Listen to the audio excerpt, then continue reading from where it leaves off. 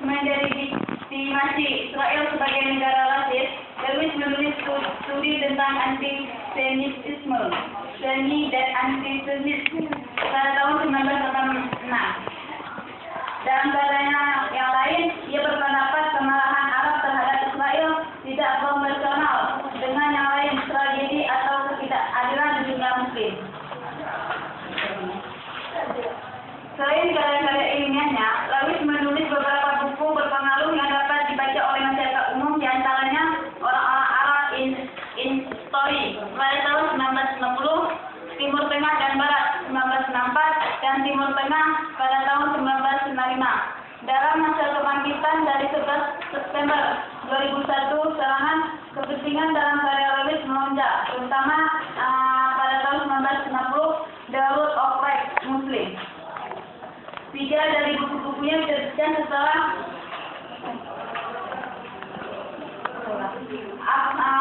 Apa yang Salah Buat Tembok, ditulis sebelum serangan, yang mengeksplorasi alasan ketakutan dunia Muslim dan kadang-kadang permusuhan langsung, modernisasi dan the crisis of Islam, dan Islam, agama dan masyarakat, diterbitkan pada tahun 2009. Pandangan jurnalis tentang Islam. Lewis mengungkapkan beberapa kesimpulan tentang wilayah Islam, syariat hukum, jihad, dan fenomena modern dari terorisme dalam Islam, agama dan rakyat. Ia menulis tentang jihad sebagai kewajiban agama yang berbeda, tapi menunjukkan bahwa itu sangat disayangkan, bahwa orang-orang yang terlibat dalam kegiatan teroris tidak lebih sadar agama mereka sendiri. Dalam pandangan Lewis, yang sekarang praktik terorisme yang luas seperti bom bunuh diri merupakan permukaan dari abad ke-20 dengan tidak ada pendahulunya dalam sejarah Islam, dan tidak ada pembenaran dalam hal teologi Islam, hukum atau tradisi. Dia berkomentar lebih lanjut bahwa pejuang fanatik menawarkan korbannya pilihan Quran atau Quran tidak benar, tidak mungkin, dan bahwa secara umum toleransi muslim dari kafir adalah jauh lebih baik daripada apa yang tersedia di Kristen, sampai munculnya sekularisme di abad ke-17. Edward Said menilai bahwa Lewis memperlakukan Islam sebagai entitas monolitik tanpa melihat pluralitasnya, dinamika internal, dan kompleksitas sejarah, dan menuduhnya demagogi dan kebohongan benar-benar. Sungguh, seseorang akan merasa kehilangan waktunya yang sangat berharga bila masih berusaha untuk mencari fokus yang ada dan objektif tentang penulisan Bernard Lewis terhadap Islam. Ia lebih condong untuk meramu obat bagi umat Islam dengan caranya yang kondang itu, yaitu menaburkan racun dan budaya. Kemudian ia berusaha dengan segenap kemampuan yang dimilikinya untuk menyatakan budaya dan racun itu sebagai hakikat. Yang dapat diambil dari kesimpulan dari apa yang diungkapkan Bernard Lewis, dia masih mengulang-ulang dakwaan palsu para orientalis barat yang sangat kondang dari sejak abad pertengahan dan abad kebangkitan hingga saat ini, yaitu bahwa Al-Quran bukan wahyu, bahwa Muhammad bukan nabi, tanpa dalil ataupun dalil yang rasional, persis yang digambarkan oleh Allah dalam surah Al-Hajj ayat 8-9,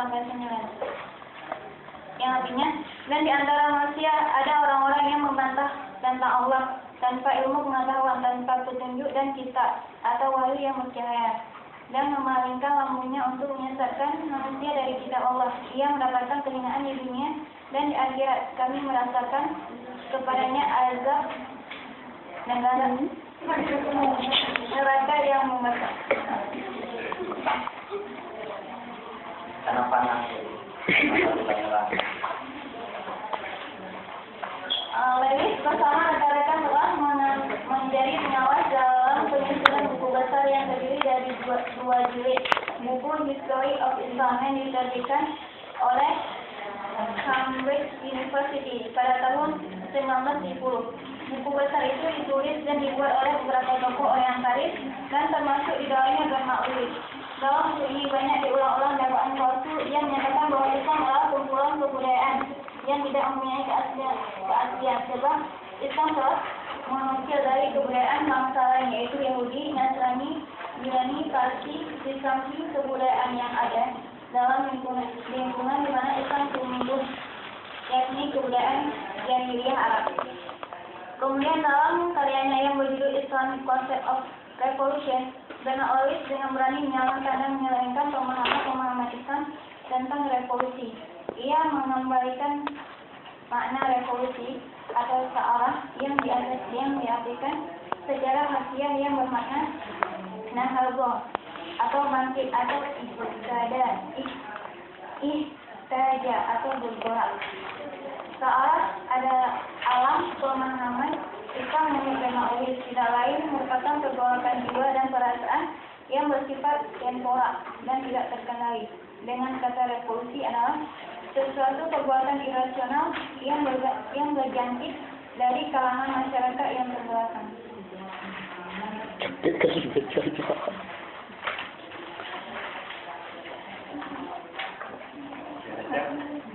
Insyaallah udah, Pak. Kawan ini baca ya. Merasa dari negara ini. Baik, hari ini kita diskusi terakhir dua kelompok sekaligus ya, John Fowler dan Bernard Lewis. Karena ada dua presentasi dan nanti kita akan menyampaikan beberapa hal terkait dengan final dan hal lain. Kita batasi saja untuk kelompok 7 2 orang dan untuk kelompok 8 2 orang. Kalian nggak tahu kelompok 7. Ya, kalau ada Siapa yang mau memulai kelompok 7 2 orang, untuk kelompok 8 2 orang. Siapa yang mau bertanya sama kelompok 7? Silakan.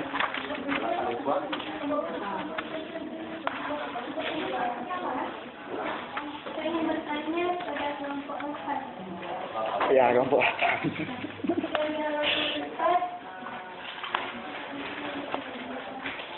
Kelompok 7 orang atau ya? Paragraf keempat.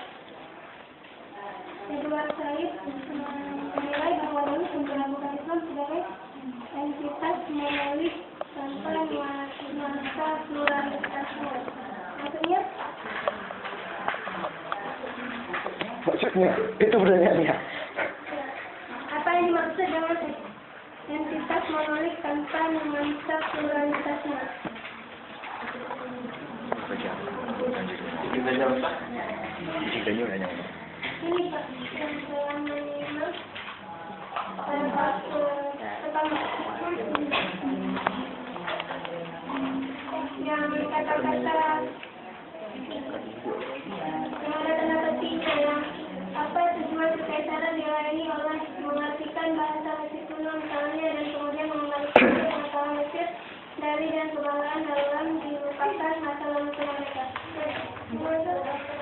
Tunjuk tadi pertanyaan. Itu saja. Yang lain ada yang berkomentar boleh, kritik dan saran juga boleh, atau menyampaikan pertanyaan juga boleh. Menunjukkan kelompok 7. Ya, silakan.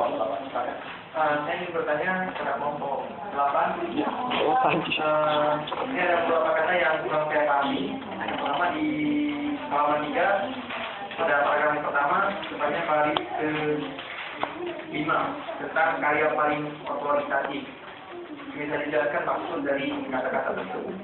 Kemudian di halaman 6 dijelaskan bahwa David ini dia menyelewengkan pemahaman umat Islam, menyelewengkan pemahaman umat Islam terhadap revolusi, di mana dia mengatakan bahwa suatu revolusi adalah suatu perbuatan irasional yang terjadi di kalangan masyarakat yang terbelakang. Ini kan apa yang dipahami oleh David terhadap pemahaman umat Islam. Jadi bukan pemahaman asli daripada umat Islam itu sendiri.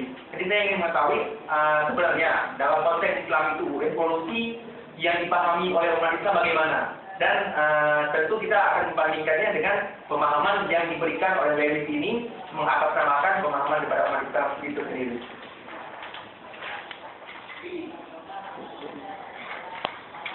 Berarti 2 orang untuk kelompok 8. Kita beri kesempatan 2 orang untuk kelompok 7.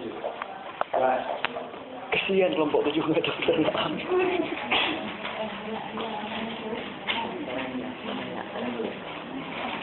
Kalau nggak ada pertanyaan, saran, kritikan boleh, kami terima. Silakan. Saya ingin bertanya, di sini kan di halaman 2 dikatakan bahwa John Schiller ini dia berusaha memperkenalkan Islam kepada dari kaum muslimin sendiri ataupun yang bukan muridnya dari kaum muslimin.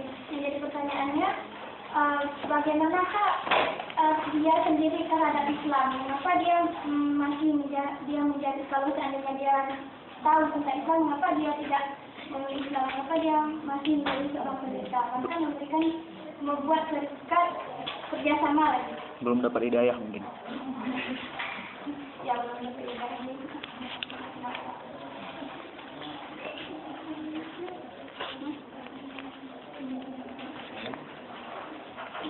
Beri kesempatan satu orang lagi, silakan. Untuk kelompok 7. Kelompok 7 ada Pak Nur lagi, ada Mustafid, Inawati, dan Rauda. Yang tengah cuma kelompok 8. Kelompok 7 sampingan. Ada? Oke, silakan. Saya ingin menanyakan kepada kelompok itu. Ya. Apa yang menyebabkan John Schiller ini menepis falsafah buruk terhadap Islam? Dan mengapa beliau melakukan hal itu?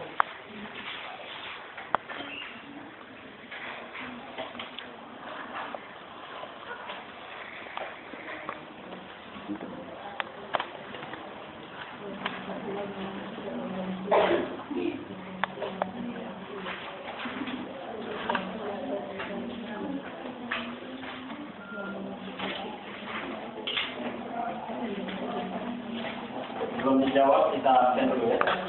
Menarami. Wakil Hasanah. Nur Adillah. Nurul Fitri. Siti Latifah. Dian Jumaida. Retno Mila. Mauliana. Bawani.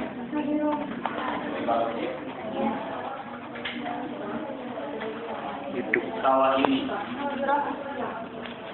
Atau lagi hidup.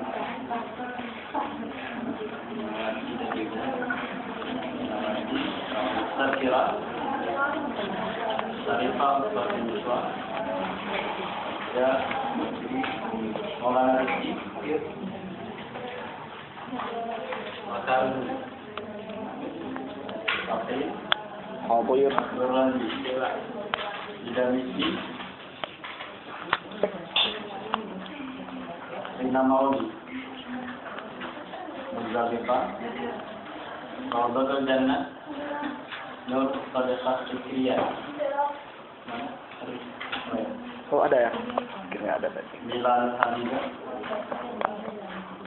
Bilal Rizkian. Adana. Wali. Ismawati. Khalilul. Khalil nggak ada lagi dia Pak? Ada lagi? Dia udah pindah unit kayaknya. Udah pindah unit katanya. Masih ada. Kalau nggak ada gitu paham lah. Tidak tinggal lagi. Tidak ini.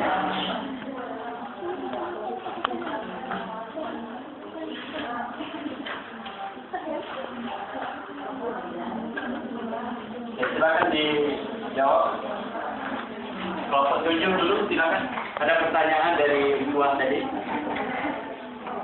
Ini kesannya kan John Schiller ini positif sekali terhadap Islam, bahkan memperkenalkan Islam terhadap orang-orang yang tidak paham terhadap Islam. Nah, pertanyaannya kenapa beliau ini tidak memilih Islam saja? Pertanyaan kedua dari Mila tadi, hampir mirip atau kelanjutan dari pertanyaan Tuan. Di Barat, John Schiller itu berupaya untuk menepis tudingan miring atau tudingan yang buruk terhadap Islam. Mengapa beliau melakukan hal seperti itu? Apa motivasinya? Mutakin apa motivasinya merekam dengan video ini?